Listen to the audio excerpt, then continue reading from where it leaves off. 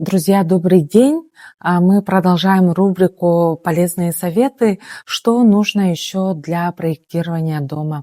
Есть строительные правила и нормы, где нужно выдерживать расстояние от забора. Если у соседа каменный дом, у вас тоже каменный дом, то расстояние между двумя каменными домами допускается 6 метров. Если у вас деревянный дом, у соседа каменный дом, то расстояние между домами 10 метров. Если у вас и у соседа деревянные дома, то расстояние должно быть 15-16 метров в целях безопасности. Далее по другим строениям. Высота высокорослых деревьев от забора 4-5 метров, низкорослых деревьев до 2 метров от забора. Туалет нужно от соседа устанавливать в метре от забора, сарай и гараж также. Вот такие небольшие правила нужно соблюдать при определение пятна застройки будущего дома.